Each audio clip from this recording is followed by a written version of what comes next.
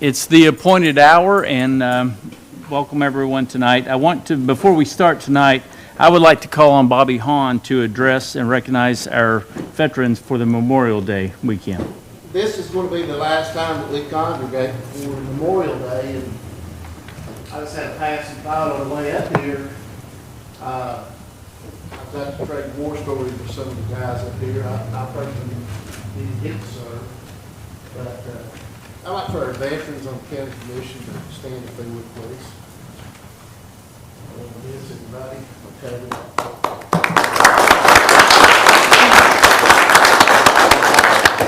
Speaking for everybody here, Tim, Taylor, I know we hear it. Sometimes it's kind of doesn't mean a lot when we say we appreciate your service, but guys, we really do. Patriotism is a dying art, and you all stood for it, fought for it, and we do appreciate it. So I want to give you one more. Thank you. All right, I'd like to call the Budget Committee to order today. And do we have any visitors that would like to address the committee?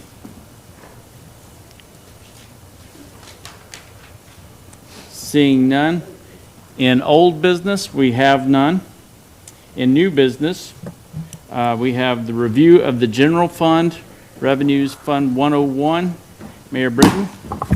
Okay, thank you, Mr. Chairman. Also, as far as Memorial Day on Monday, there will be at 2 o'clock, David Rutherford is putting together a little program out at the Veterans Memorial out on the courthouse lawn at 2 o'clock on Monday, if you want to attend. So,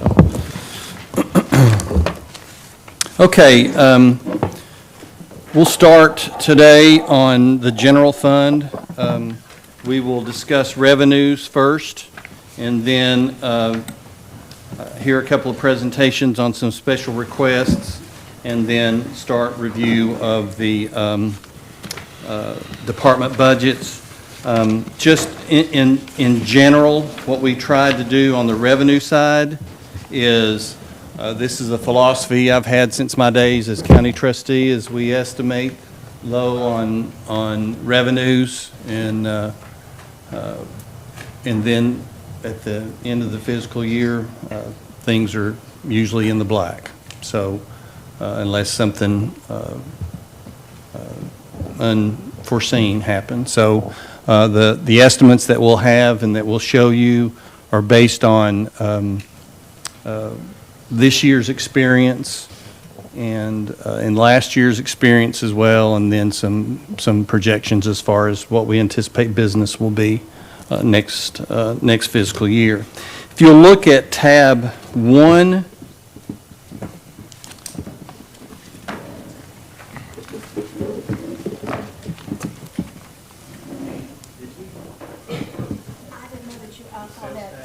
I updated it, but I didn't bring copies of it. Okay.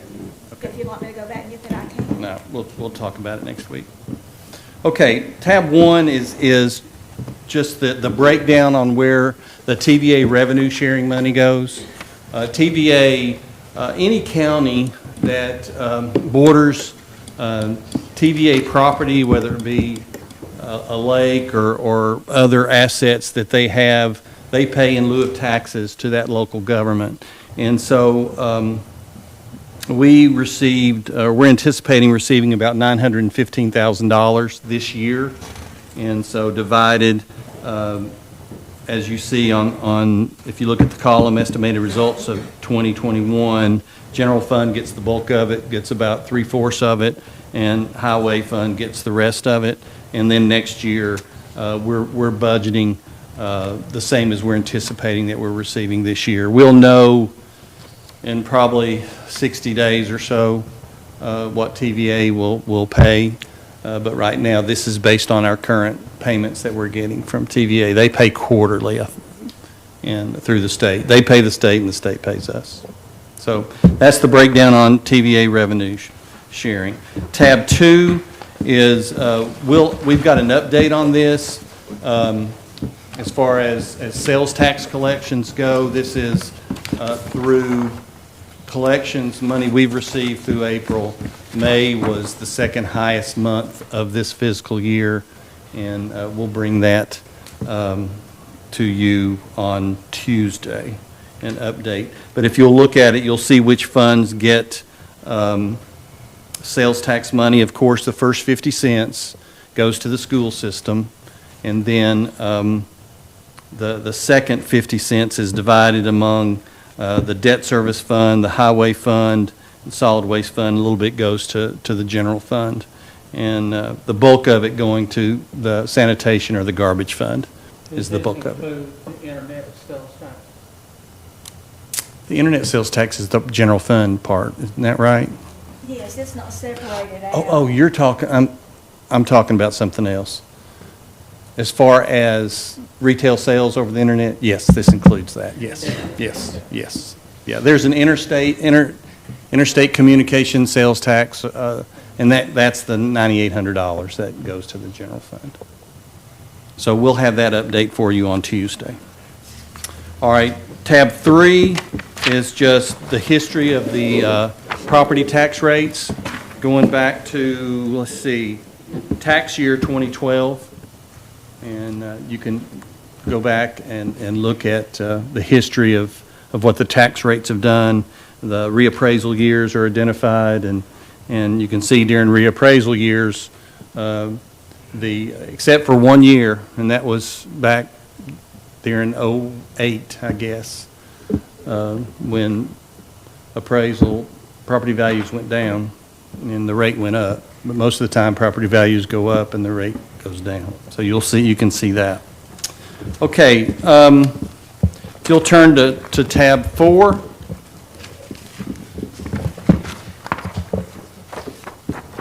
And we'll start going through the general fund revenues.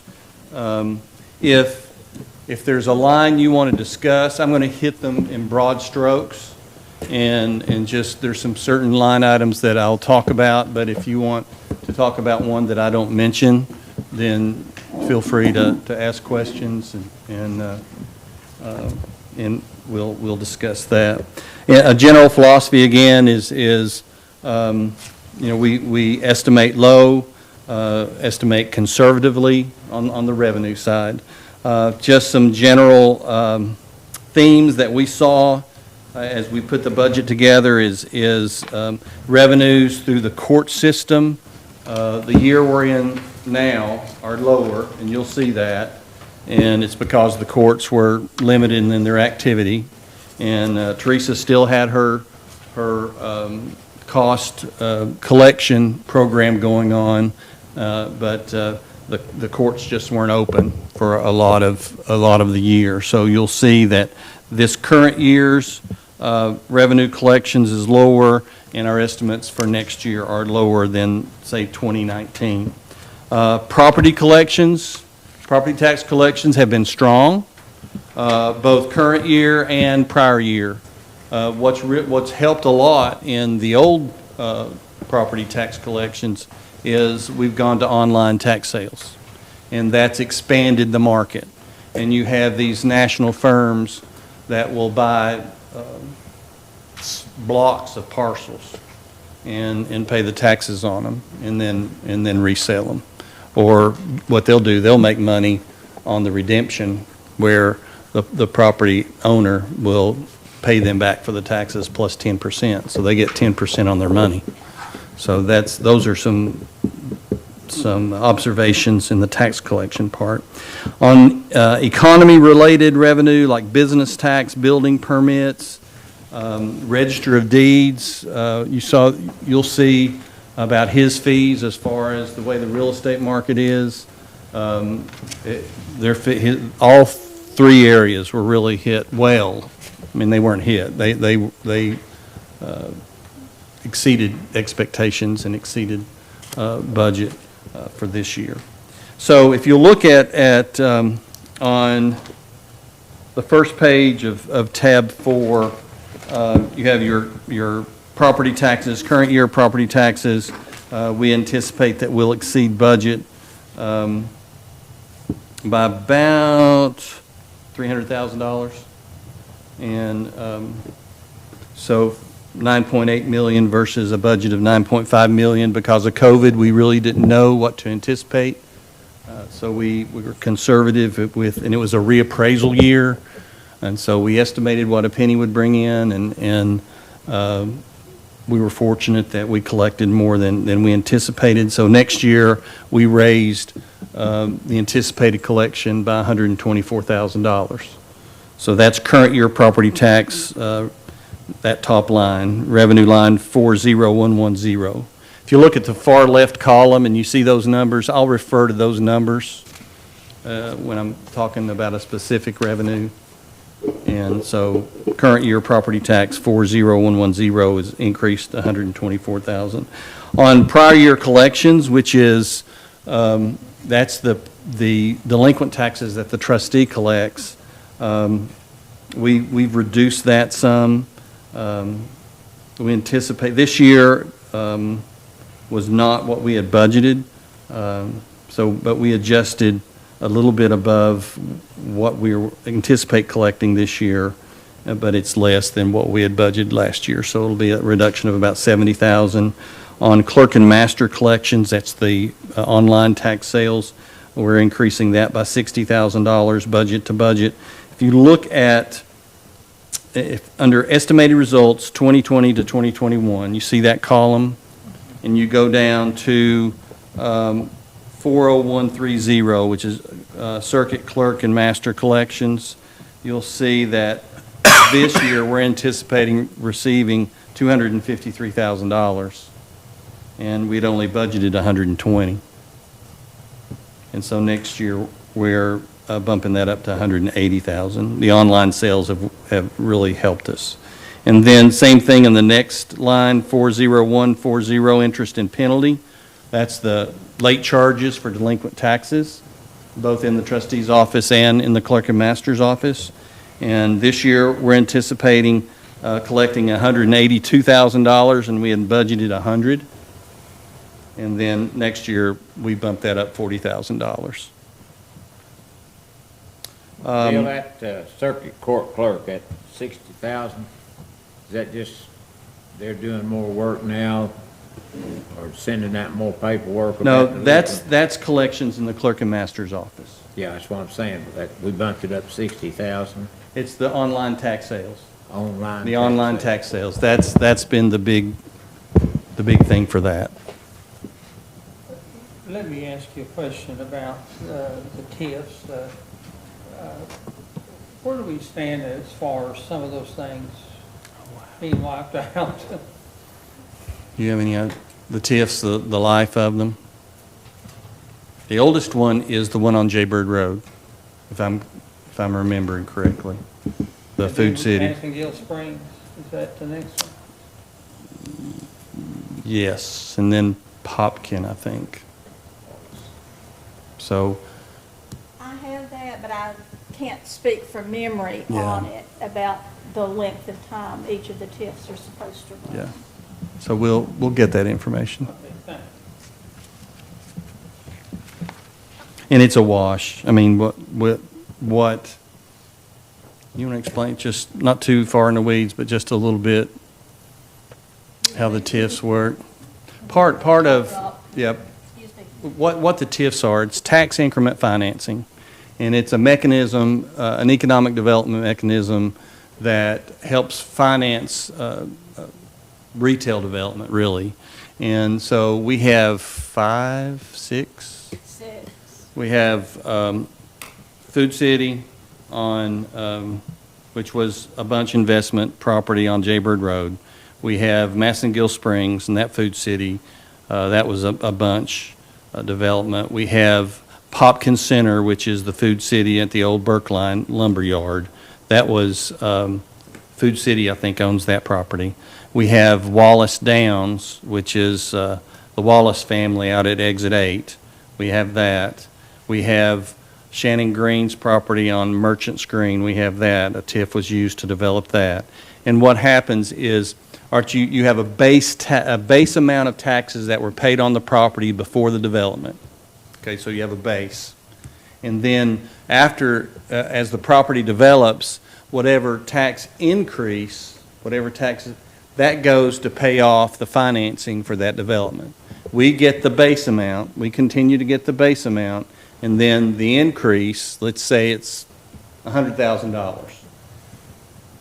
Or we collect the tax, and then we write a check. Do we write it to the bank or to the? We actually write it to the city of Morristown because they make one comprehensive payment to the Industrial Development Board. And then they pay the financial institution. And the other part that we keep, if the property earned $1,000 in taxes previously, we keep that, but we also keep the proportion that would have gone toward debt service. Right. So we're not losing, when I say to spend as we would like, we keep, again, the base tax, and we keep what went to debt service by proportion. Right.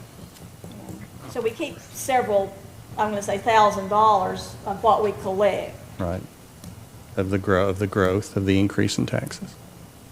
So it's pretty complicated stuff. But it's worked for us in this community. So, any questions about TIFs? And what you see on the revenue side, you'll see on the expenditure side. It's a wash when we get to that on the expenditure side. Let's see. TVA in lieu of taxes, that's just a little bit of money TVA pays in, a different bucket of money that they pay us. Payments in lieu of taxes, local utilities, that's what Morristown Utility pays us. And it's in lieu of taxes on their equipment and on their properties. And the co-ops, their property is assessed by the state. It's a state-assessed property, and they pay the state. No, the state assesses it, we bill it, and they pay us. So, and that's shown in the current year property tax amount.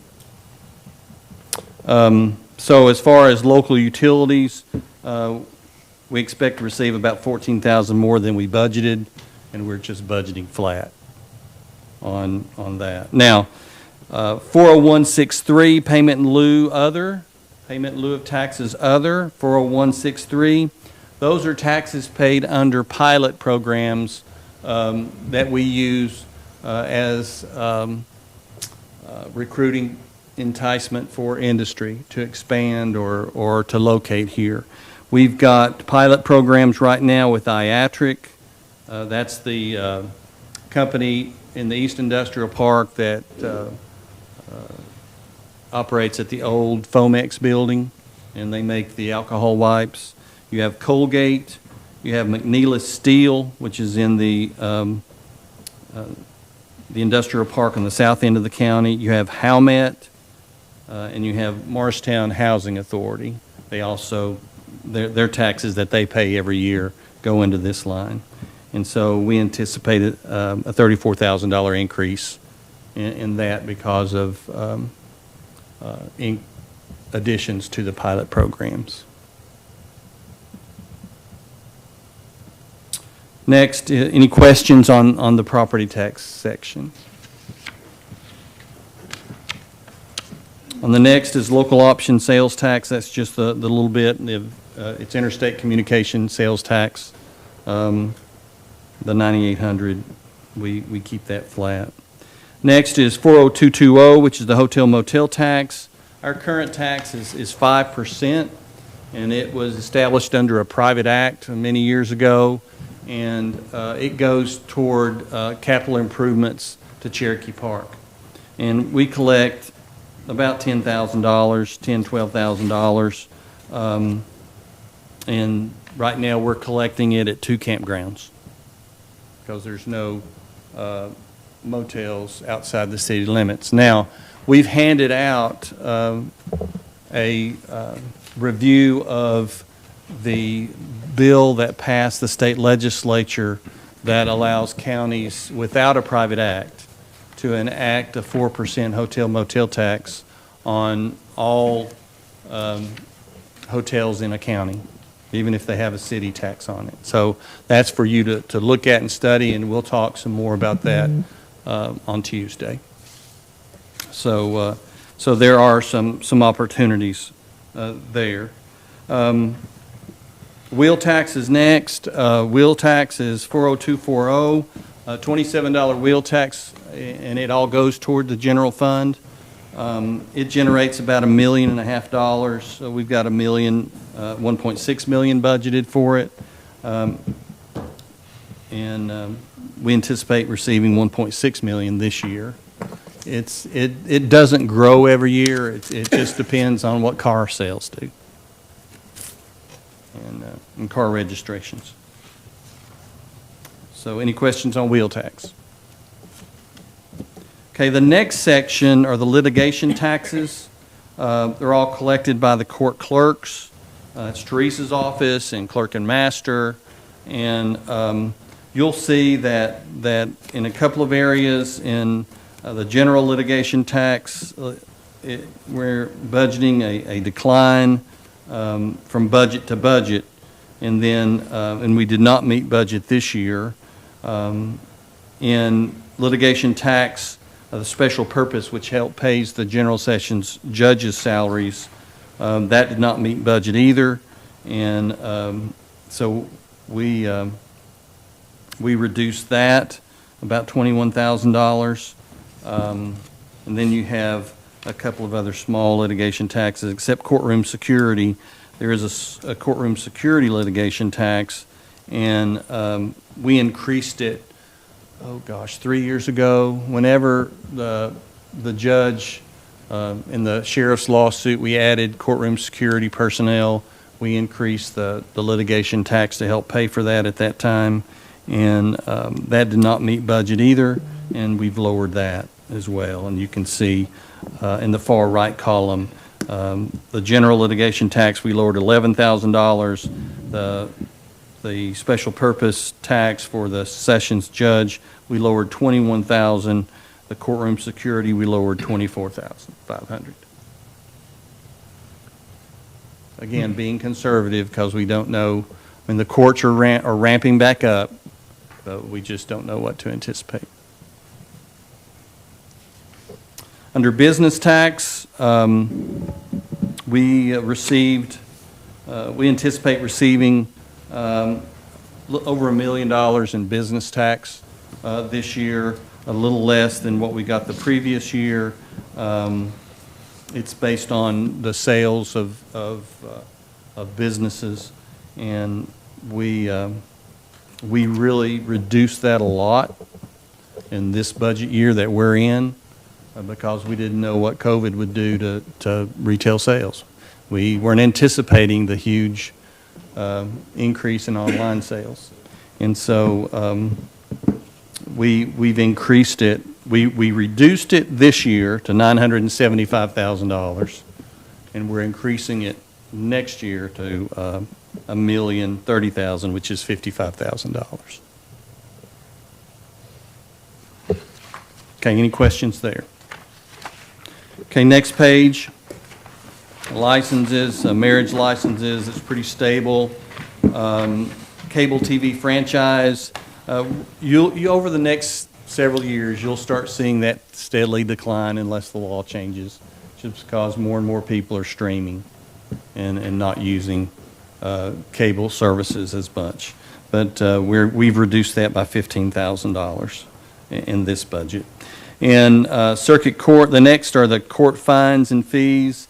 And most of those have been reduced a little bit. As you can see in the far right column, all the numbers in parentheses means a reduction in the budget to budget. And that's based on what we collected this year and the years before COVID. On the next page, those fees continue. And overall, for that whole section of the revenues, you're talking a reduction budget to budget of $30,000. So it's not a great deal of money. And again, being conservative with the way the courts are operating. The next, charges for current services. At the bottom of this page, you have patient charges, and what's that? That's the co-pays that the inmates pay when they're seen at the inmate clinic, where we provide health care for the inmates. They pay a co-pay, and we've kept that flat. And work release charges, we've reduced that some. We didn't have any work release going on this year because of COVID. The next page, you'll see fees, and it starts with recreation fees. See that?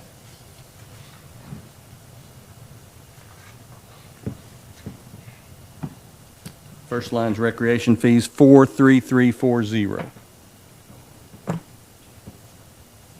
That's camping fees that we collect at Cherokee Park. And we exceeded budget there by about $31,000. Folks, this spring and last fall, the one thing they could do during COVID was get outside. And so we had a lot of campers. It's continuing. We increased that one for this coming year by $15,000.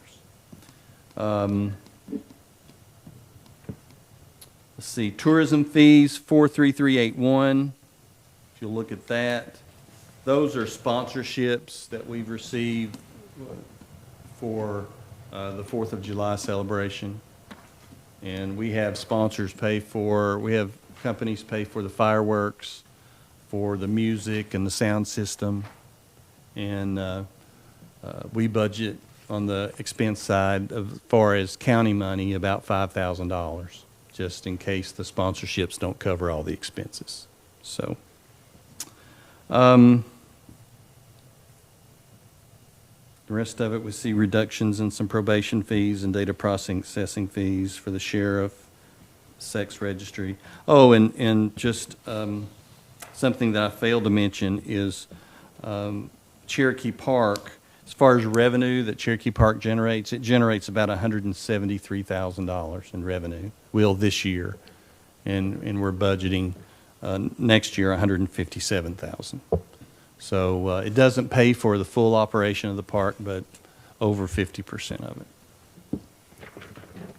Next page starts with other local revenues.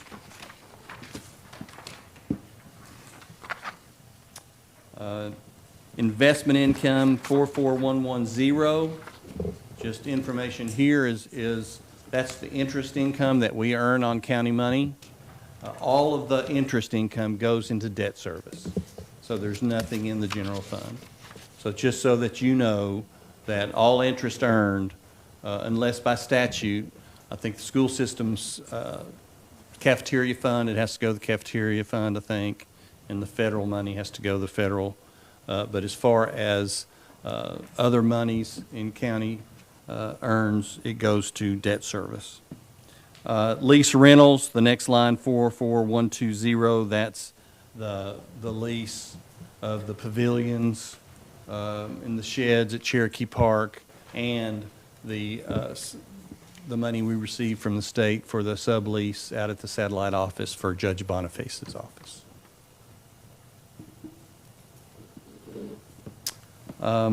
Let's see. Fees received from county officials in the what are called fee offices, which are the county official offices like county clerk, trustee, circuit court clerk, clerk and master. They all handle money, of course. They all collect fees on their transactions, and that helps pay the operation of their offices. So they turn all their fees over to the general fund, and the general fund pays their salaries and their operation. So you see county clerk, $775,000. We're anticipating that that's what Penny will collect this year, and we just kept that flat for next year. Circuit court clerk is a little below budget, about $10,000. And so we reduced it a little bit from a $300,000 budget for this year to $270,000. So a $30,000 decrease. In Sessions Court, we reduced it by $60,000. Again, being conservative, not knowing what COVID will do. So that could be a couple of areas that we could pick up some revenue as the year progresses.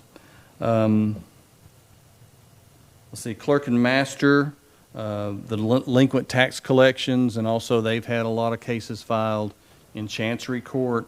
Their fees exceeded budget by $140,000. And so we increased that from $280,000 to $310,000 by $30,000. If you look at Register of Deeds 45580, you'll see where this year we anticipate that he'll collect $387,000 in fees that he'll turn over to the general fund. That's $127,000 over budget. And that's just because the real estate market's so hot. And so we increased that budget for that line by $30,000. And then the bottom line of 45610 trustee, that's Trustee Commissions. You'll see that in some funds as an expense, but the trustee takes a commission on all property tax and miscellaneous revenue receipts. And this year we anticipate that he'll collect about $100,000 more than budget, and so we bumped his revenue figure up by $72,000. Any questions there? Okay, next page. You've got, under general government grants, you have a juvenile services program grant. That's a grant that helps fund the juvenile services program. It's $9,000. It's just a flat grant amount that we seek reimbursement from. Solid waste grants, this is the tire grant, and it's a pass-through. The state pays us based on the number of tires that are, new tires that are sold, and then we pass it on to the landfill because they dispose of, this helps pay for the disposal of the tires that go to the landfill.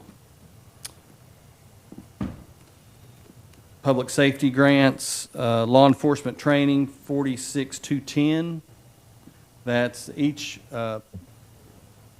certified officer receives a payment from the state, and so that's all based on the number of officers, of certified officers that we have.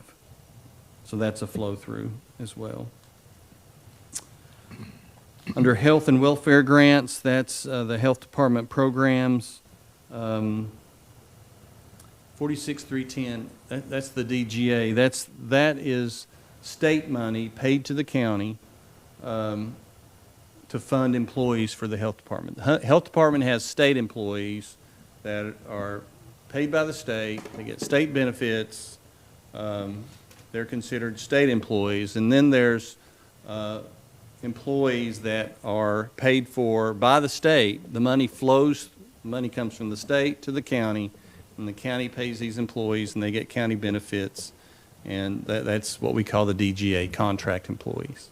So this money, you'll see what we've budgeted is $790,600. You'll see that on the expenditure side.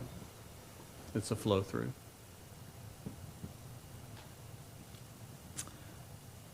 The next area is the litter program, 46430. That's the state litter grant.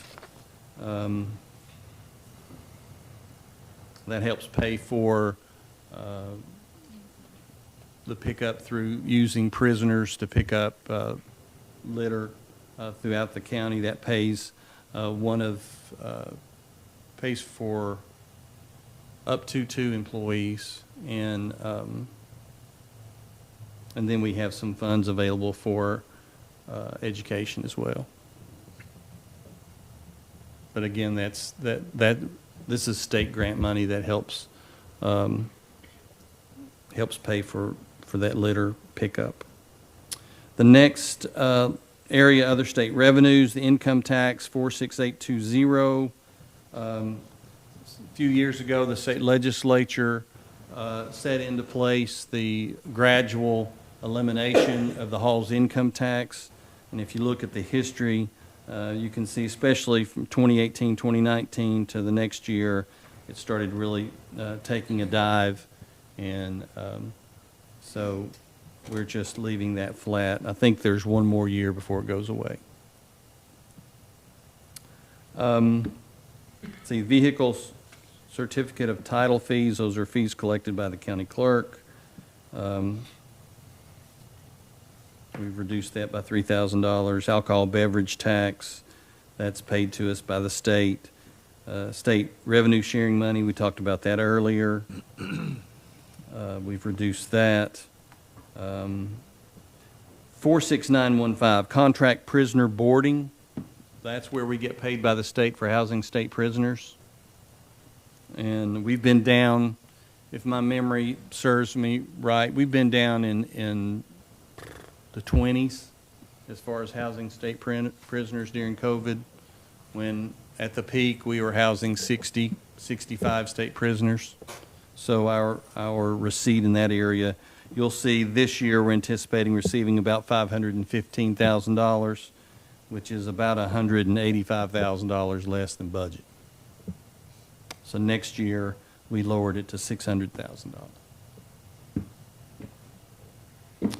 The registrar's salary supplement, 46960, what that is the state pays part of the election registrar's salary. And that's what that is. And it's a fixed amount of money. Other state grants, if you'll look, that's 46980, the next to last line on the revenues. You'll look under, if you look under estimated results 2020, 2021, okay, where you see $927,000. That includes the local government grant money that we received.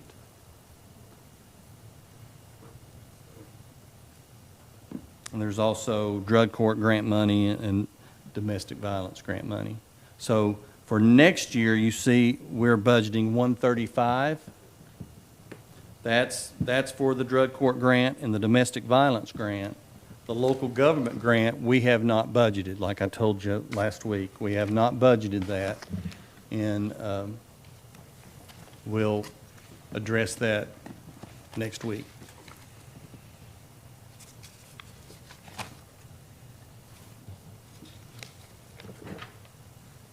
Okay, the next page, federal through state. You have civil defense reimbursement, 47220. That's your EMA grant. It's called the EMPG grant that helps pay for the emergency management office. The emergency management office is paid through about 3 sources. The county pays for a third, the state pays for a third, and the city pays for a third. And so we'll receive about $29,200 for that. Homeland Security Grant is a grant we receive every year from the state. It buys equipment for public safety agencies. Chris Bell, our EMA director, just rotates it among the volunteer fire departments, EMS, city police and fire, sheriff's department. So they all kind of rotate. So we'll get a grant this coming year of $20,500. The 47590, other federal through state, it's $55,200. That's a VOCA grant, which is part of the domestic violence program, and a juvenile detention reimbursement grant of $10,000.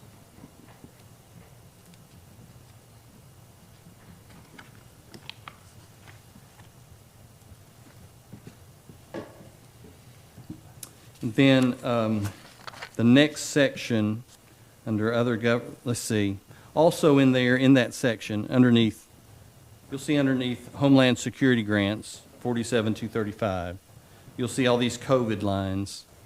Those were various COVID grants that we received through this year that they're zeroed out for next year. We won't receive any of that money from the CARES Act. Now, there'll be money that we'll receive from the American Rescue Plan, but it's not in the budget. Now, we've got, we'll have some news, or the Comptroller's Office will, on the 16th. Be sure you put that on your calendar to attend the meeting at the Walter State Lyceum on the 16th of June at 2 o'clock.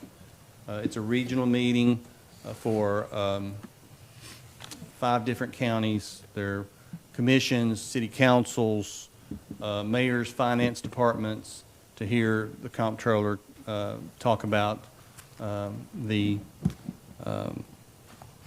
American Rescue Plan and the funding that it provides and what it can be used for. And this week at the county, or Tennessee County Services Association meeting, they unveiled a program they're going to offer counties as far as administering this grant money for counties.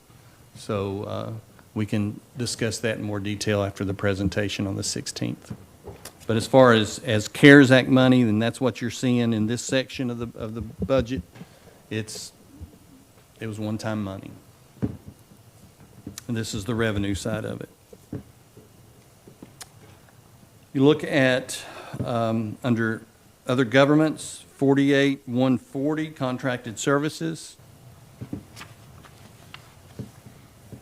In bold, you'll see 265,164 on the revenue side. These are funds that we get from the city of Morristown for services that we provide the city. And the increase there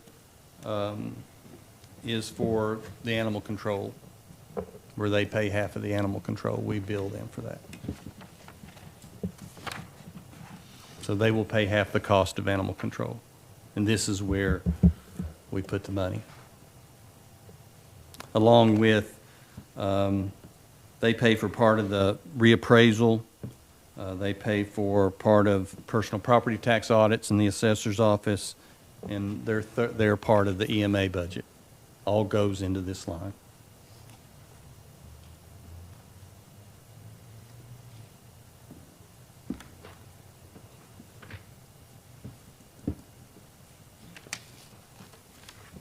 Okay, let's see. I think that's it. Any questions on any of the revenue? I have one, Bill.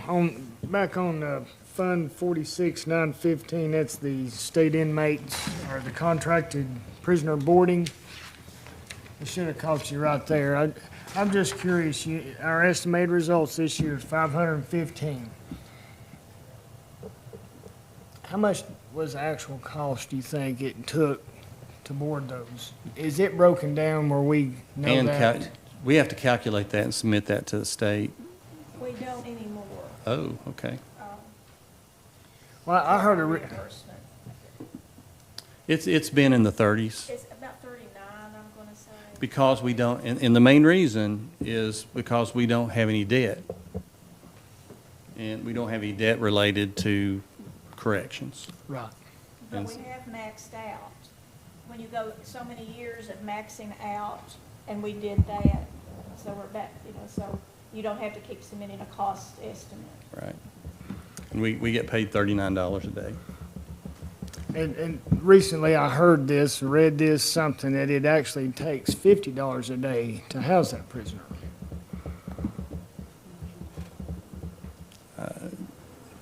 That's not what our calculation was, but I could see that. Yeah. Okay.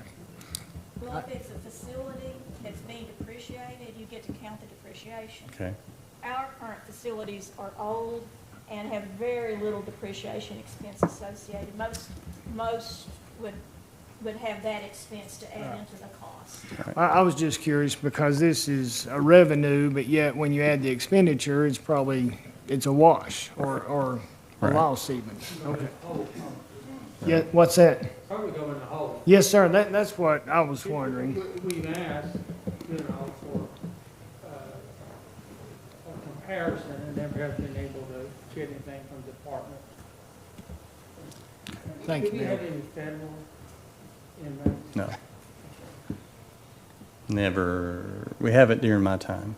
Yeah.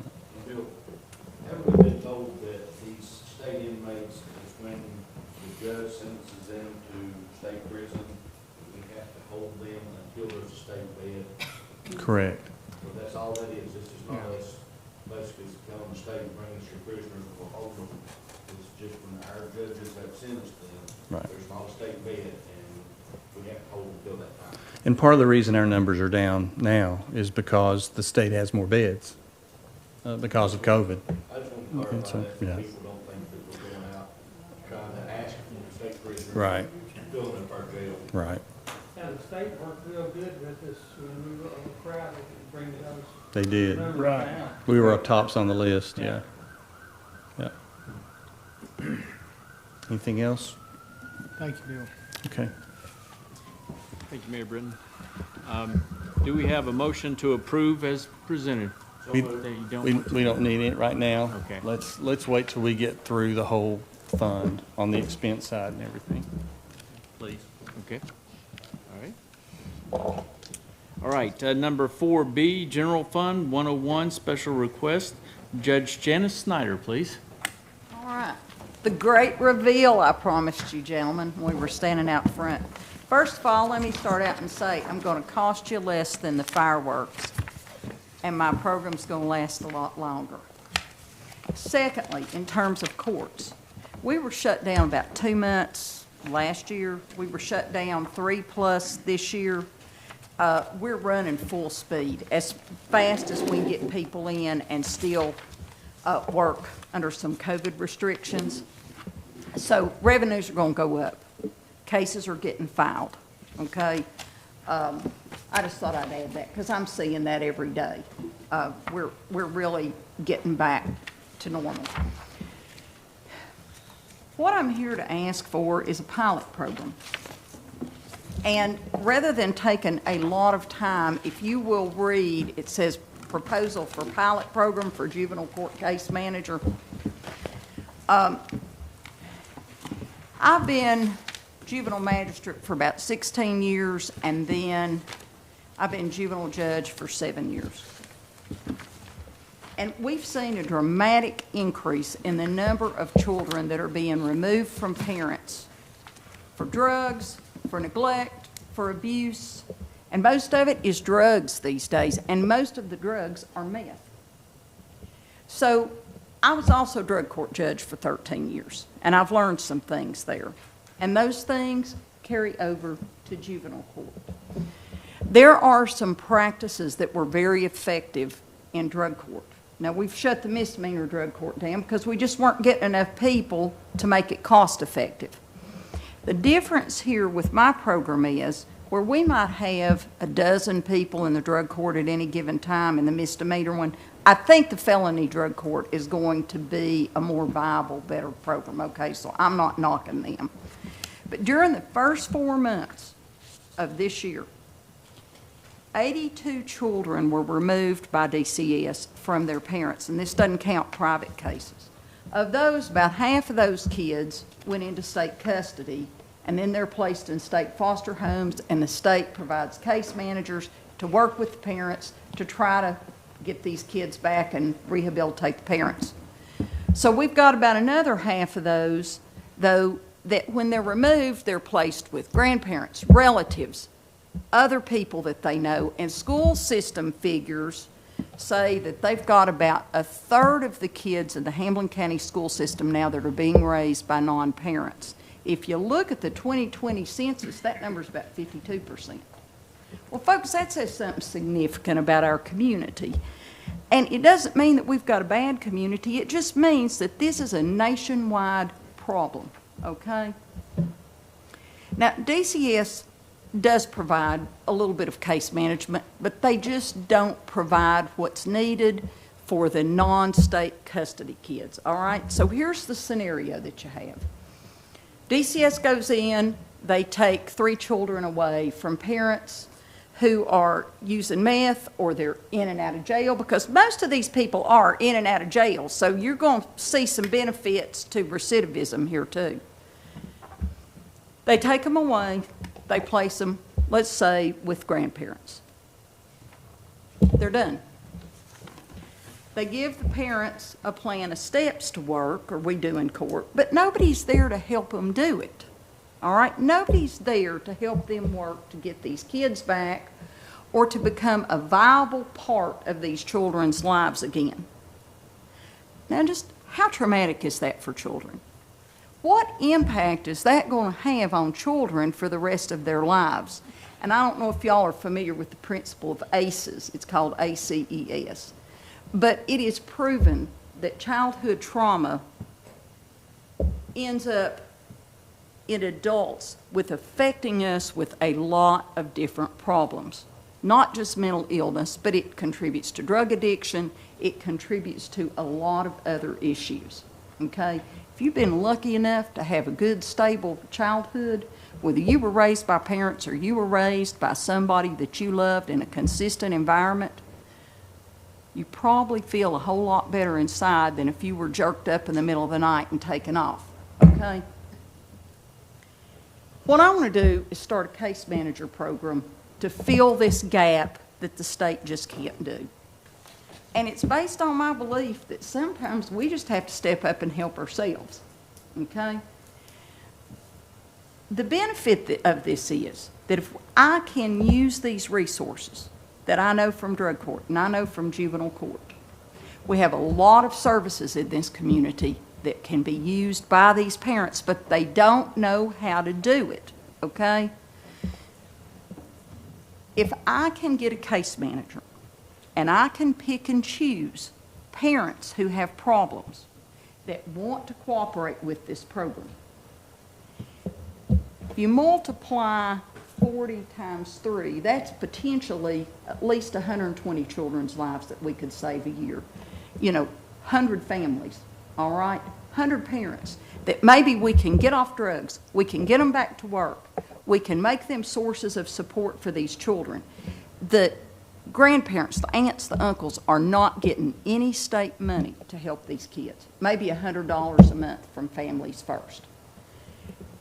We need to rehabilitate these families. I would like to have somebody to be able to help them, as I said, to help the non-parent caretakers if they have issues. If these kids need counseling and the grandparents or the aunt and uncle don't know how to get them in, then this case manager will know how to access affordable services.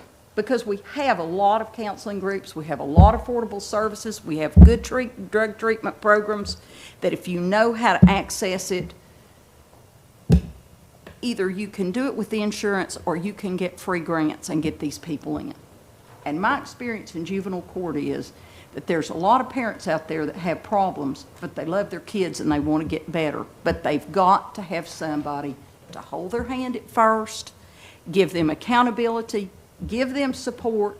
When they get on their feet, then you can turn them loose to do their own, okay? And we see them come back. I was told that at least in the DCS cases where they're offering these services, we have one of the highest reunification rates in East Tennessee, okay? It can be done and it helps. So as I said, what I'm wanting to do is start a pilot program. I originally wanted 3 years, which would have been close to about $100,000. But I've done some work for you, and this is a great reveal. Please look at the page of your budget that has the full amount, because the full amount was $66,413. I knew you probably weren't going to give me that, because money's tough here in Hamlin County. So this old girl got to work. And I talked to Dr. Jeff Perry, and I said, would you at least write me a letter? Would you do something to help me out with the county commission and help me convince them this is a good program? And he said to me, I'll do you one better than that. The school system, and Mr. Reed can tell you, we've done a good job with our truancy program. And it's helped a lot of people. And Mrs. Doty and Mrs. Kimbrough, as I said, the program was my thought, and I said, let's implement this, and then they got together and they did it, and it works, and I think this will too. So I want to give them credit again. Nonetheless, I got with Dr. Perry, and he said, I'm going to do you one better. I'm going to give you an ESSER grant. ESSER is part of the CARES Act. It's federal funding. It's the Elementary and Secondary School Emergency Relief Act. And so the school system, in your packet, there is a letter where the school system has told me that they're going to give us $60,000 a year for 2 years for a pilot program. So I've cut $60,000 right there off the top of this budget. The next thing I did was I went to the AOC, and they've donated some computer equipment. Got a laptop, a couple of monitors, docking station, and some things like that. And you'll also see there where that's reduced this by about $2,500. Then we got with the county, and Mayor Britton said he could find us an office downstairs. We've talked about sharing some office furniture. Where was it that you said you got that from? Congressman Rowe's office donated it, and we're not above taking used furniture. So, gentlemen, I've reduced this for you by $58,374. And I'm asking you to budget me. I'd love to have 10, but we're asking for $8,039 for me to try to start this program. Do you have any questions? What is the downfall, if any, on this program? I'm not sure what you mean by downfall. What can happen as far as, is it a viable solution to get these people in there and nobody gets help? Is there any? In other words, do you mean, will we get them in and nobody will ever get rehabilitated? It could, as a worst-case scenario. Because I'm a believer, I forget the numbers you threw out there a minute ago, for kids per year. Even if it saved one child, I think it'd be worth it. That's right. Every child's life that you save is valuable.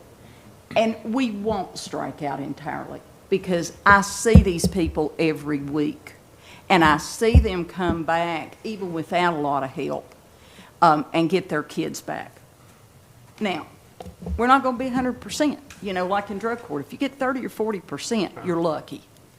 Judge, you said, this is about the kids, but yet we're focusing on the parents and recidivism, correct? That's Correct. where the focus will be, is to keep them out of the jails, To keep them rehabilitated. right. Here's the thing. You see these parents that are meth addicts.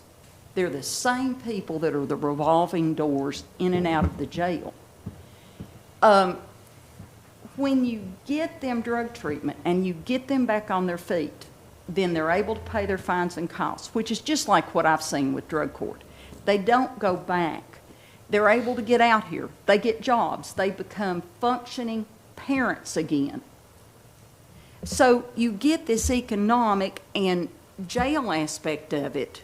Then you also get the fact that you've got these kids that may be in a good substitute home, but they love their parents and they need their parents, and that is a fundamental part of children's welfare. If you can at least get these parents back, instead of being a couple of deadbeats that have traumatized these children, even if they can't get them back, even if they become functional members of that family again, there's no way to calculate a price on that, because it's truly priceless. Is there a similar program that you can relate to, or some kind of success rate? No, like Tim said, just one's all it matters to help, and I get that. The statistics on rehabilitating someone on meth or something, they're pretty low. Well, the closest things that I can relate to are drug courts. Yeah. And we were in good times, 30% maybe with the Really? drug court. Yeah. And it's really amazing to watch these, I'm going to just call them druggies because there's no nice way to say it. After about 6 months, people would come in and their physical appearance would begin to change. You would see a whole change in their thought process, in their faces, in the way they dressed, in the way they related to you. It was like they were becoming people again. And some of my drug court graduates are just the nicest people I've ever met. In fact, they're probably, and I'll try not to talk about this too long because you can see, I mean, I've been impressed.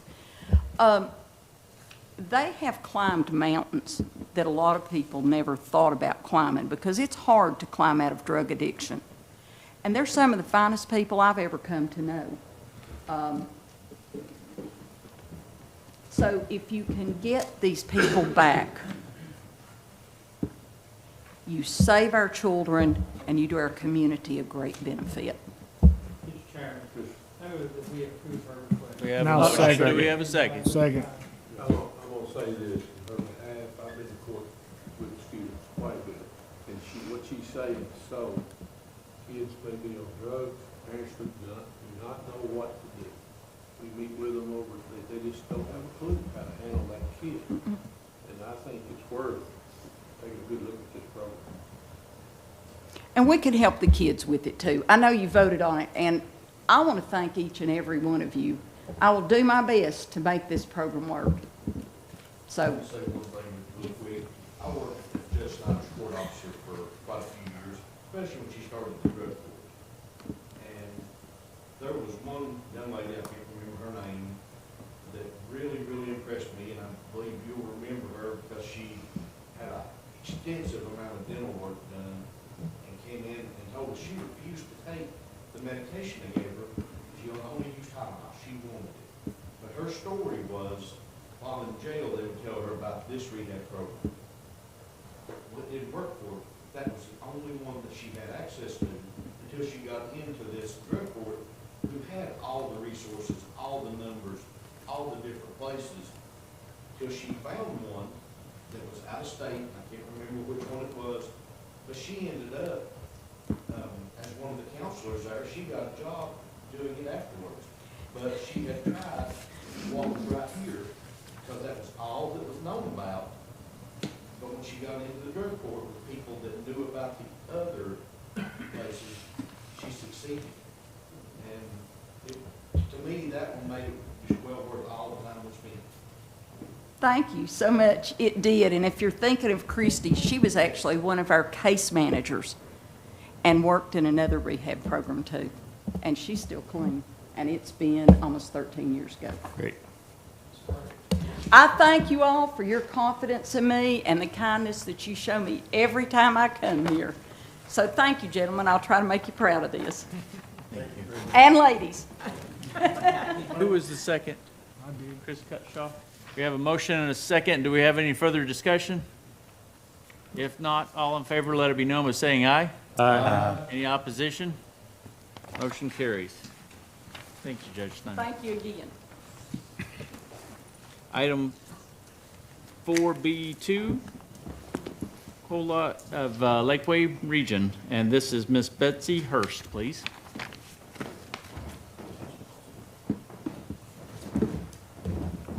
Good evening, everyone. My name is Betsy Hurst, and I'm the Executive Director of Lakewood. And today with me, I have my two founders and co-chair, Casey Alvarado, is the chair of Lakewood, and Mr. Willie Santana, which is also co-founder and one of the board members with Lakewood. So let me talk a little bit about Lakewood. We are a nonprofit here in Morristown and a 501c3, and Mr. Willie was going to share part of the history so you know a little bit about who we are. Good evening, ladies and gentlemen. Betsy's asked me to talk to you a little bit about the history of Ola Lakeway. I'm one of its founders. I know many of you here. We started Ola Lakeway out of an organization that was created by an out-of-town group, originally known as the Latino Task Force. And for a number of reasons, they were not as effective. One of the main reasons they were not as effective was because they were not from this community. The things that we do here and how we do things here are different and are important. There's important differences. So we decided to launch our own, and we did. And the point of Ola Lakewood has always been to facilitate the integration of the Hispanic Latino families. The truth is that when you look at our hospital stats, our school stats, a good chunk of these children that are being born in, are now native Morristownians, native from Hamlin County, are the children of immigrants. And for a number of reasons, without assigning blame to anybody, we were developing two communities separate from each other, living in the same space. And that was not ever going to be healthy. It's not healthy, and we felt that it was important for us to do the work to remedy that, and do the work from the community, with the community, and from both sides. So we have built bridges. Betsy's going to talk a little bit about our work, but the history started here. We founded Ola Lakewood with members from this community. One of the first things that we did was to get a group of pastors from the community together. We built a great relationship with Mayor Britton and Mayor Chesney, and we have done that here with members from this community, and I think we've been fairly successful. I think we've been able to help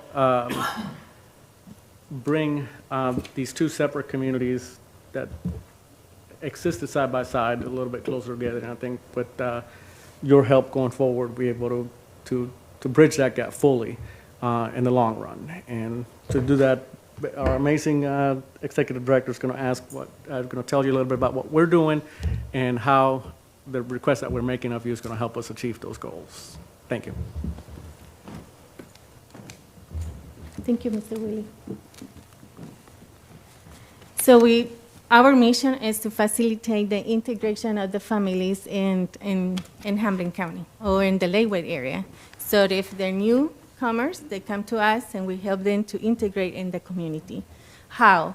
Well, we're providing English classes. We also provide referrals if they need some support. We send in. We collaborate with the school system. If families don't know how to deal with policies in the school system or the rules and things like that, we come with them. We help them to understand that. We sit down and translate and during the parent-teaching conference, and also provide one-on-one to help them to understand how things work. We also provide programs to relieve them on social economic, if they struggle paying the light bill or struggle to get something, so we find funds to help them with those important needs, basic needs. But one of our big passions for us, because we know, and I know as an immigrant, and now an American citizen, I do know the importance on education. And a lot of these families come to America with no resources, no education. So our Ola Lakewood mission is to provide that education opportunities for them. So how? Learning English, right? Because as we speak English, we had to learn that language is here. And now we provide also literacy. A lot of them I don't know how to write and read, and we're trying to help them with those skills. And English classes, Spanish, and now we are also doing high set, in which that's just recently started, and the numbers on high set, we were impressed. We have 45 people enrolled on the high set programs right now, taking those classes. It's not easy because they had to start from zero. So that's one thing that we're doing. We do have educational programs, and then we have community support programs. And that part of the educational programs, we just talk about it. It's English classes, Spanish classes. We, last year, because of COVID-19, we opened an academic technology support center for those families that have their students, these children with virtual learning. And we knew how struggle was. So can you imagine, don't know the language, may don't have no computer skills, and have their child taking classes in home.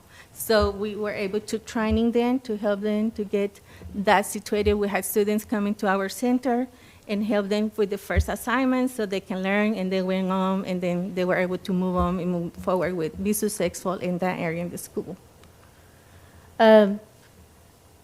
We do not, laundromats are sometimes boring, right? I have spend time doing the laundry, and then we thought about why not to have books for them to read during the summer. If you spend the laundry time doing laundry in the laundromats, it takes like 2 hours to do it, and the kids running everywhere, and having books to them to visit, that's a skill, provides the literacy that they need during that time that are not in the school. So we had two laundromats programs in town. We also provide legal clinics, understanding how the immigration law works in America. It's important for newcomers so they know what they need to do and how, so they can understand and how they can work with their status. So we meet every Saturday. It's free services that we provide. Last year, we were able to help out several families with for COVID-19 issues, and we were able to come up with some grant writing and send some grants and provide some services to them over that. Part of our passion is also to educate our community. You know, sometimes we don't understand how the health issues come on. So we've been becoming very friends with the health department, and Sherry is here with us today. And we've been helping a lot with the awareness of the COVID-19, teaching them what to do, what is the consequences and stuff like that. We provide a lot of the about 300 masks, and we visited several neighborhoods. We go where they are, and we call Hola on the Move. So Hola on the Move goes to the neighborhoods and visit these families and have some conversations with them so they can ask questions. One of the other big things that we do is our International Foods Festival. It brings people together, right? It is so important. For me, it's so important, the unity, and that was so hard last year because we were not able to do it. But to integrate together, to work together. And this is just a little bit of numbers from 2020. So if you look it up, we have 75 on the Students Language Institute, and just this year, just the first quarter, we had 79 enrolled. And then we have 45 right now taking the HISEP program. We have been serving 29 schools because we not only, we provide different service in the all Lakewood area. And that it's what we've been doing the past few years. But last year and this year, we've been very focused on the education part, which helps with the workforce development. And we all understand how important it is to have people coming to get educated in that part, right? Because they will bring revenue to the Hamlin County. If they get better jobs, the income improves, they will spend the money here. So that is what we're trying to get situated and organized and to take these opportunities. We had several students that come. They might have no experience. A lot of these are women. They might not have the opportunity back home to study or have the opportunity to go to school, and they come and do it over here.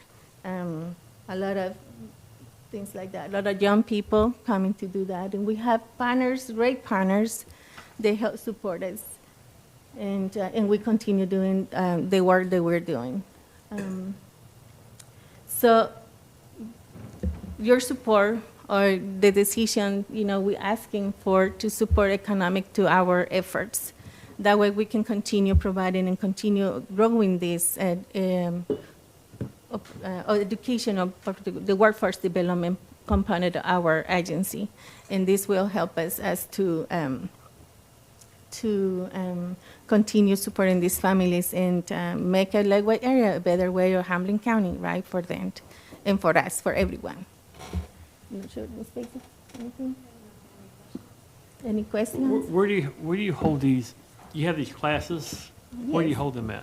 Okay, so we're holding this in our Sankofa Center. We just recently have rent an office in South Cumberland, which is the heart where all these immigrant families live, and they're coming to us. Last year we struggled we were in central services for in a little corner. Then we moved to downtown. They allow us to use a little office in there. And because of COVID, we were not able to do all that. So we have to do in small places and meet people in different places and all that. So we knew that it's time for us to find our own place. And back December, we found a location, and we were able to find a good location that will be able to provide this. Well, Tuesday night, I will say this: we have more than 45 people in the area, and it looks like the building that we have is getting smaller, but that is a good problem to have, and we are hoping that this will continue and we can work on this better with your support.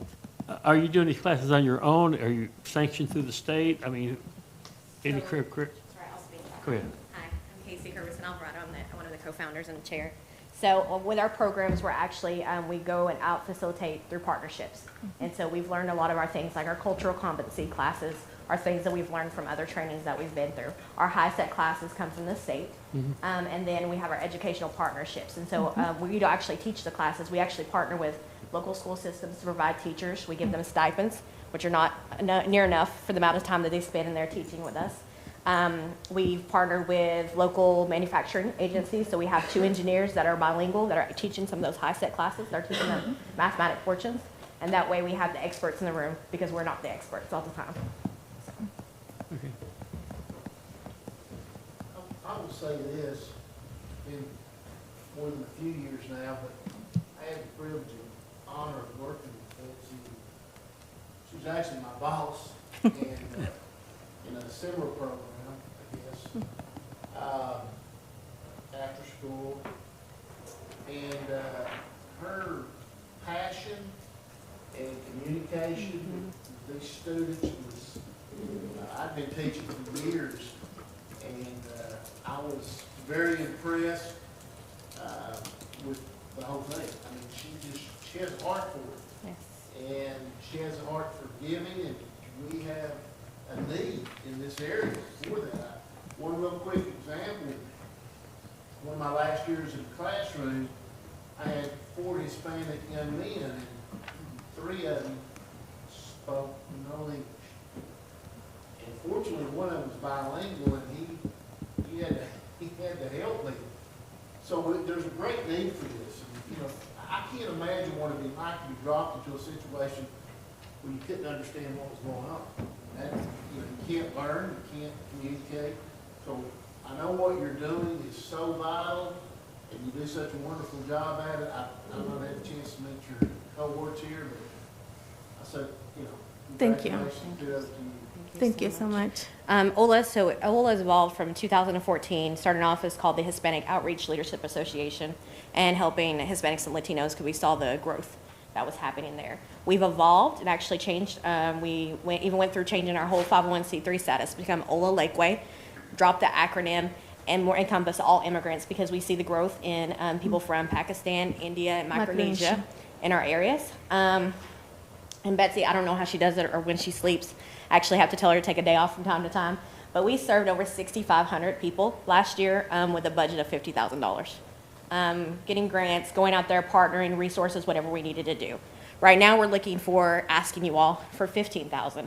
What does that do? That opens up our operations so that we can have, we need an outreach coordinator, that OLA on the move, going out there, educating people about getting vaccinated, helping with people getting back into the school system after the pandemic, transitional services, helping with our high-set program, and helping to establish more of our operations. And so it's just continuing what we're doing here and the workforce development, and it generates an economic development where we can make really good citizens. I have a question for Mayor Britton.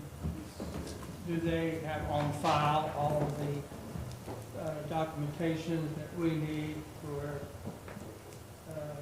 they're in order and all the other nonprofits? We Okay. asked them to submit that before they came to speak. You're asking for 15,000? 15,000, yes. Well, that, You know, I'm not against this. The only concern that I have is we're opening up Pandora's box for nonprofits to come back in. And, you know, we do have some people who think we shouldn't be funding nonprofit organizations. And we're cutting that down, but we want to continue to add them. I'm all for it. Can I add to I'll that? make a motion that we do this. Approve this. To answer your question, Mr. Shipley, what it ends up being is because we're a unique organization. There's no one out like us within the 8-county region. What we end up being is your Office of New Americans. And so if you don't have us, you'll eventually be incurring that cost because that'll be inside of your county commission and in your city council.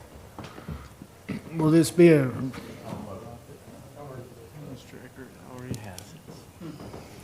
Okay, we have a motion and we have a second. Do we have any further discussion or any questions? as far as the revenues for OLA, do you have suggestions that you're going to be self-sustaining at any point? Yes, so with our building that we were able to get through a philanthropist, and so we have a 6,000 square foot building that we pay $600 for. So we have 18 offices there, so we're able to rent out some of those offices. We currently have Harbor Inc. that is in there. They pay $500 a month. We have the immigration attorney that pays a revenue there. Then we have our programs. I do ask our families, they need to have some skin in the game, and so they do pay for some of their high-set classes and other resources that we have. Our International Festival generates revenue, and then we'll continue looking for more other And we have resources. grants as well And coming grants, in. yeah. Okay, sounds good. Now, what was it previously that we did? I'm missing. We haven't. We haven't. And they're asking for how much now, exactly? 15. 15, okay. Casey, where do you see the major offset of cost in the future by what you're providing through education? Workforce development, so, Yeah. yeah. That's one of our Do biggest you have things. a figure that you think that will equate to annually? Not this time. We're gonna have to see kind of where we have all these new initiatives, especially the ones where we're getting to where we have the HiSET. Are you guys familiar with HiSET? So HiSET is GED. So, in that program, helping people get the high school diploma that they need to be able to get those, the high wage, high sustainable jobs. And so that's gonna, once that program comes about, you have 45 complete that, we can follow that data and we'll follow those 45 and see where they end up being. If I may chime in. Go ahead. We already generate some money coming in economic development. A couple of years ago, I believe the Chamber of Commerce looked at the impact of the food festival alone. We had something like 5,000 people come, and a lot of them were from out of the county. But despite that, I mean, if I recall correctly, when Sykes was being courted to Hamlin County, one of the selling points for Hamlin County was our diverse community, but also a significant bilingual population. We're making more bilingual people, essentially, and that's only going to help in the long run.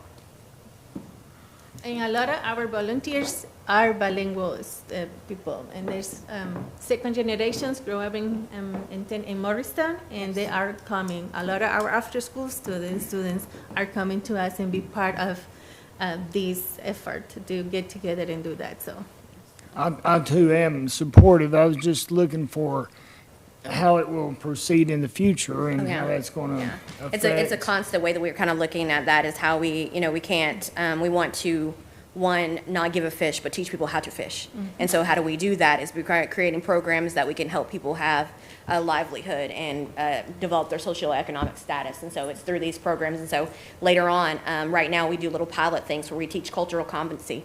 We can actually generate revenue off that once we, get these things going. But it's sometimes taking the focus of the team and being able to expand the team, and this is where we need to. And so that's where that 15,000 will help us a little bit in that area. Let me ask another question.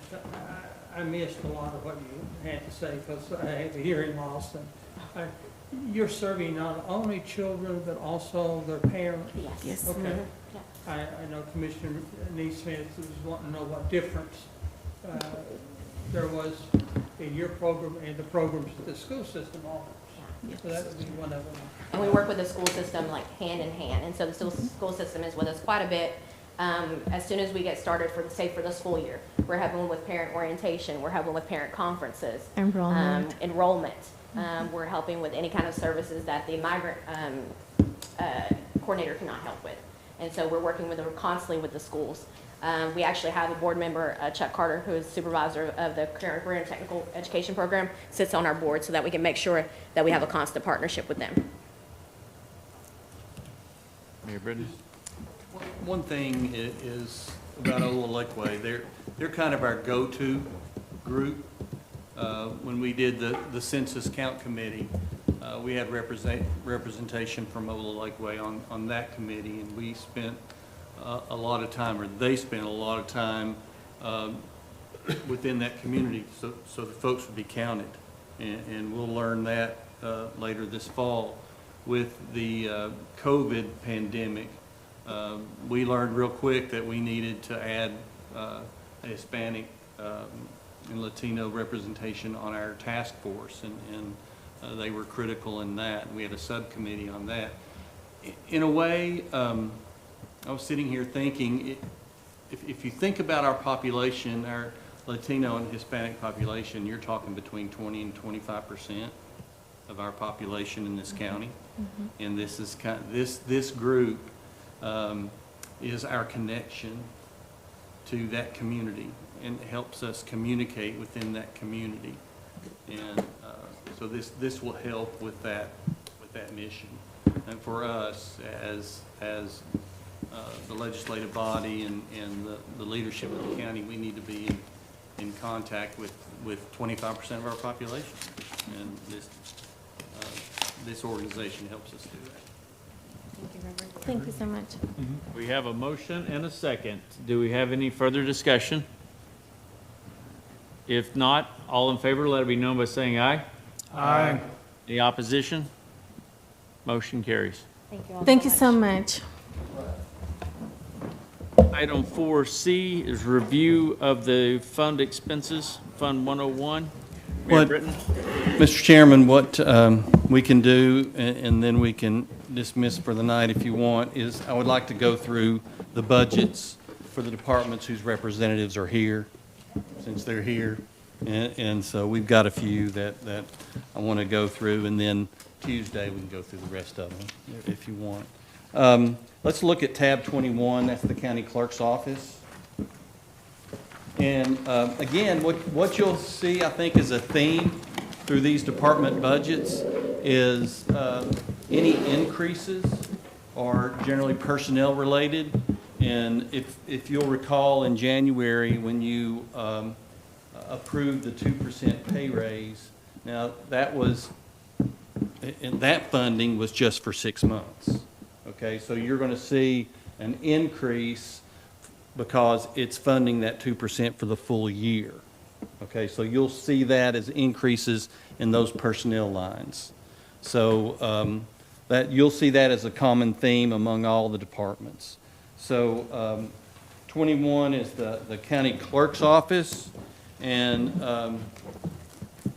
if you'll look at, I'm going to approach these by just looking at the bottom line, and then if you have a question by any of the line items, feel free to ask. But as far as the county clerk's office, there's a reduction of $5,000 in the county clerk's budget, and $4,800 of that is changes in medical insurance.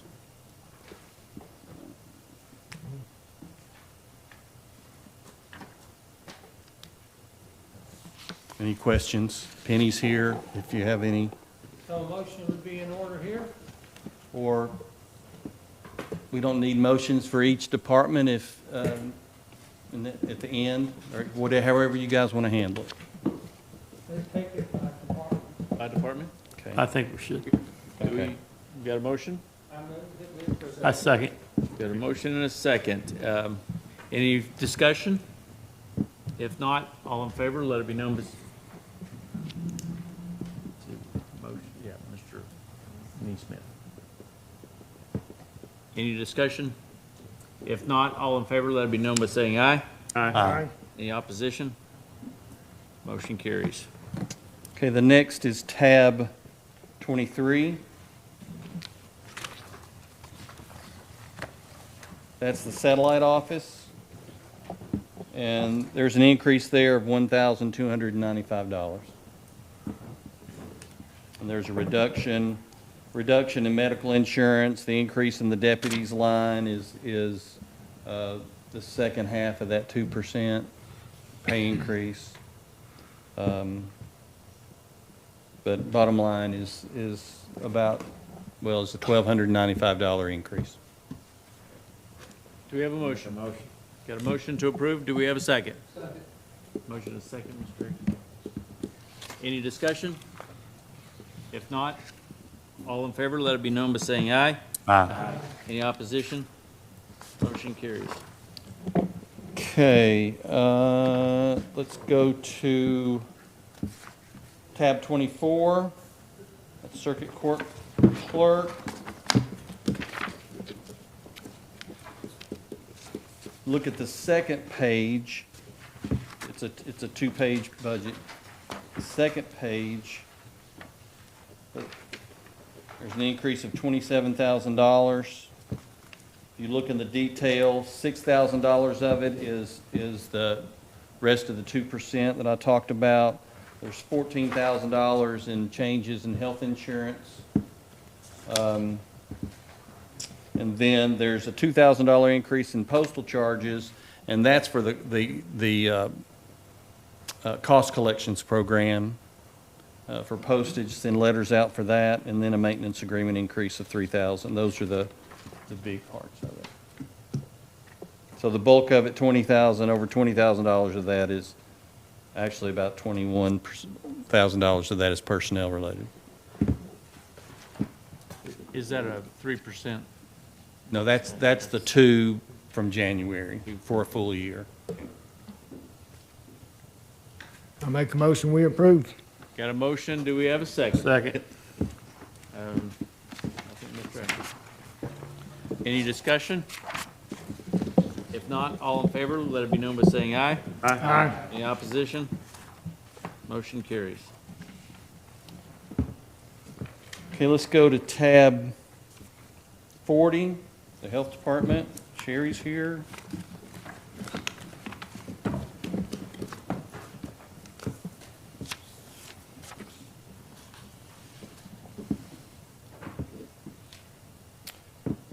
There's a reduction of $67,400.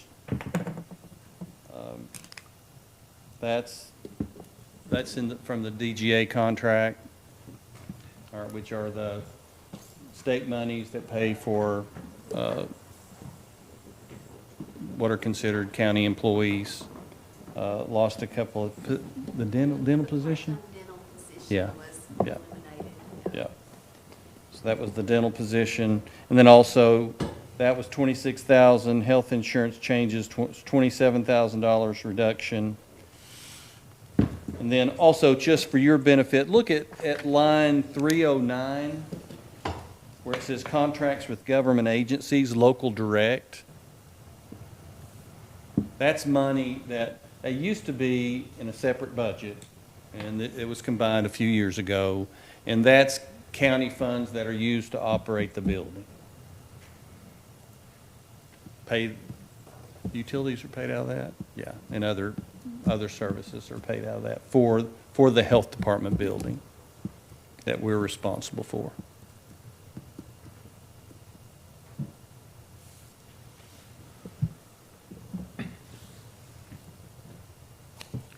Chairman, I'll make a motion that we pass this. Do we even have to? Yeah. Do we have a second? Mr. Reed? Mr. Neesmith. Any discussion? If not, all in favor, let it be known by saying aye. Aye. Any opposition? Motion carries. You'll look at 54. Yeah, 54, tab 54.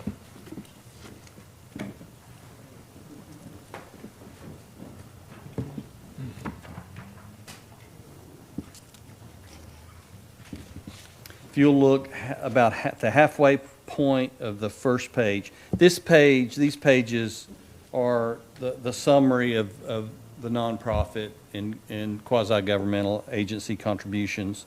If you look at line 7, it says 7 and 8, contributions, appropriation to state, Hamlin County Health Department. You see that? About the middle of the page. Okay, that is what we appropriate directly to the state for the operation of the health department. We pay that to Nashville.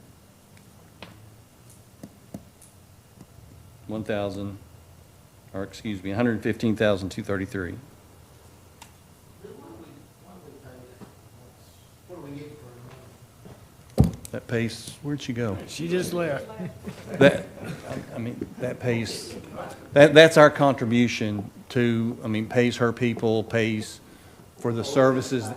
Yeah, it comes back in services, yeah, yeah, Supplies, Everything but A lot her. of supplies for the health, yeah. a lot of supplies and medical supplies. He doesn't pay her salary though, right? State pays it. Yeah, I mean, some of this money's used to pay her because it goes to the state. Kind of goes in that big bucket. And they reimburse us back. She's not, Sherry, the director, Wayne, is not on the county payroll. She's on the state Right. payroll. The nonprofit, I'm sorry, one of the nonprofit line item 1, volunteer fire departments, we need to support them, but I have a problem with the operation of the people because so many times when I have my shop, people come back, hey, you want to buy this? Well, that belongs to Hamilton County, North Hamilton County Fire Department. Yeah, but they don't need it no more. And so right after that, we're making a budget to where they need access, they need whatever, you know? It's like, I think somehow we need to put a hand receipt program in place to whoever's operating in place and say, okay, here's 4 axes, here's 4 hoses, here's this, here's that, whatever, and have them accountable for it. And that's why in the military they did it. You know, you just don't take it and, oh, here it is. It's like they're hand receipted. I'm responsible for that stuff. I'll be charged with that stuff if it's not there. Maybe we could ask him. Maybe we could ask him to do a detailed budget. Yeah, something. But I know if I'm king guy in charge or whatever, and you got this truck, I'm gonna hand receipt everything that's associated to that truck to you. You are responsible for it. I mean, there's so much losses on it, and it's, you know, this costs so much money. It's like, we can get a control on it, I think, if we try. All right, now, this is just that one line. Yeah, Okay, okay. yeah. Okay. Go ahead. Do we have a motion to approve? Motion. We got a motion? One line. The one line, Okay. yes. Do we have a second? I'll second. Any discussion? If not, all in favor, let it be known by saying aye. Aye. Any opposition? That line item carries. See, Ann, where, the children's services, where is that? It's part, at the state level, the yearly, our annual contribution we made to the state, that was really just an artificial distinction. It's all added together. So the children's special services Yes, is that's in the what one, that now includes contributions to children's special services. So it's in the The state one. doesn't handle that as a separate okay, amount anymore. okay. We just kept doing it because we were used to seeing it presented that way. But it's really Okay. more efficient just to show the one. That, unless you want to do, we could do the county commission budget, if you want to do that while you're here. In the county mayor Yeah, budget, let's do and dismiss if you want. All right, the county commission budget is tab 5. Tab what? 5. I'm sorry. Its increase is $3,460. There's an increase for audit services. There's the Division of Local Audit has an escalation clause in their agreement. It's 3%, I think, is that right? Can be, for the year that we're coming into budgeting for, it's going from 40 cents, I believe, to 41 cents per capita. Okay. And then this is, we're estimating some increase in population. So, We got information yesterday that population in Hamlin County is estimated to increase 4.5%. So in the 2020, when we get the 2020 census results in September. So the increases for the audit services, and then dues for NACO, which is the National Association of Counties, which until this year, the year we're in now, we've never been a member of. It's the national organization, but we joined it this year because of a cybersecurity exercise that we wanted Jeff Atkins to participate in. And it was cheaper to join NACO and participate in that training for free than to pay for the training. So, and what's ended up happening is the benefits of NACO are really tremendous. They've helped us a lot with the American Rescue Plan information, and so we included their dues in the dues and membership line. So those two items primarily are the reason for the increase. And the maintenance agreement for the voting system, I think. Do we have a motion to approve? So moved. Got a motion? Do we have a second? Second. Any discussion? If not, all in favor, let it be known by saying aye. Aye. Any opposition? Motion carries. Okay, if you want to do the county mayors, that's tab 7.